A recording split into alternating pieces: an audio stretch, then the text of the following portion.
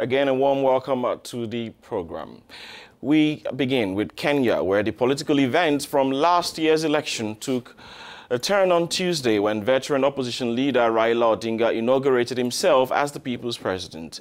And now the Kenyan government has yanked 3 of the country's biggest television stations off air, alleging they had planned to broadcast the opposition leader's unofficial inauguration in Nairobi. Interior Minister Fred Matiang'i told reporters they would stay closed until investigations were complete. His ministry described the broadcast of such events as an attempt to subvert or to overthrow the government. He also alleges that it would have led to deaths of thousands of innocent Kenyans.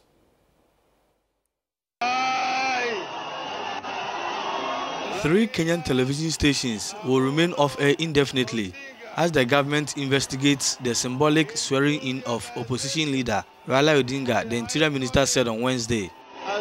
Independently owned Citizen TV and radio, KTN and NTV were switched off on Tuesday after they transmitted live coverage of an opposition ceremony to swear in Odinga. That as a result of what happened yesterday, we have commenced a wide-scale investigation targeting individuals and organizations who include but may not be limited to certain media houses. We will act decisively, but strictly according to the law. Fred Matiang'i, Cabinet Secretary in charge of security, accused some elements in the media of facilitating the illegal act, putting lives of thousands of Kenyans at risk. We long lost the days of threatening action. We will act. The individuals who are involved in this and the organizations involved in this, wherever they are within the borders of this country, will feel it. And they will be so sorry they tried.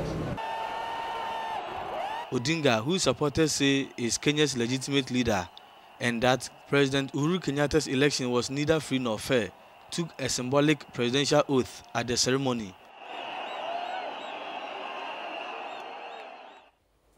As pointed out, Kenya's government has claimed betrayal since Raila Odinga's mock inauguration. Now authorities have raised the possibility of a high-risk arrest of the opposition politician and leader of the NASA coalition.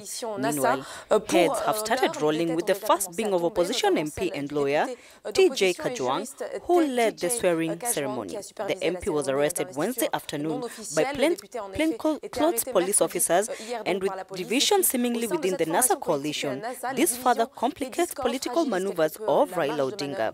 NASA core principals were missing in action during Tuesday's oath-taking ceremony, and most notably among them was Kalonzo Musyoka, who was Raila's running mate in last year's election. Joining us now from Kenya to weigh in on the political situation in the country is Martin Andati. He is a political analyst based in Nairobi, Kenya. Martin, thank you very much for joining us on the program this morning. First off, I would want us to talk about Raila Odinga's defiance and its implications for him, the party, NASA, and his supporters. Well, what he did yesterday, I think, was basically a political statement.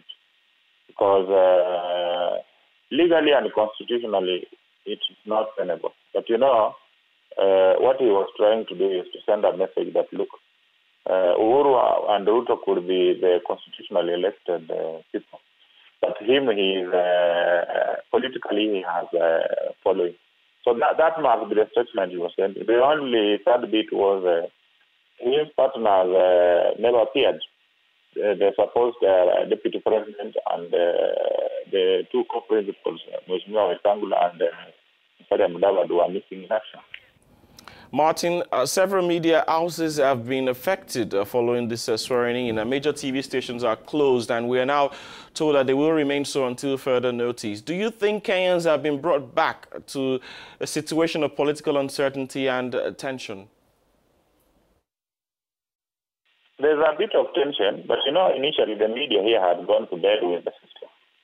So now the system has turned around and it is making life hard for them, because most of the media houses have been trying to slant the coverage so that they're able to get government advice.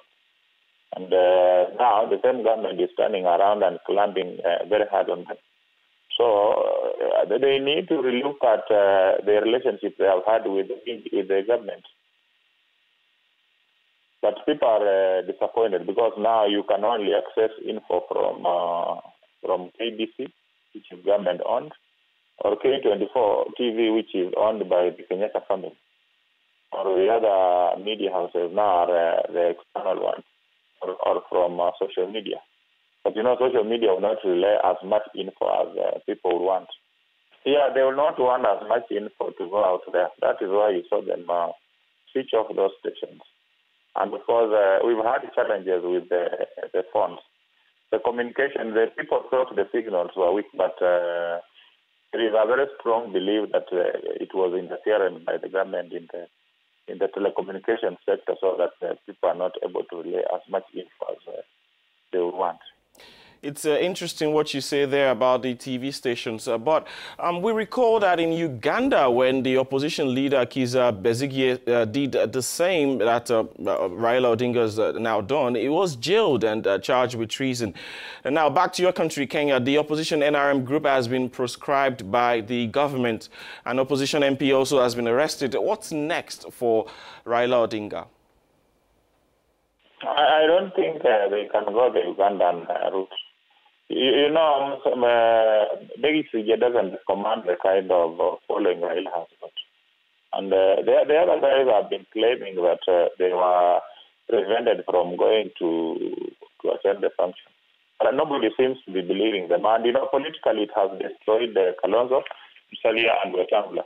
But Raila redeemed himself, The mere fact that he could go ahead and defy the government and be able to get sworn in court speaks volumes. So, the kind of crowd he pulled is not small. It would be very foolhardy for the government to attempt to arrest him at this point in time, because they will be playing into his hands. That is what he would want them to do. So I don't think they will dare go that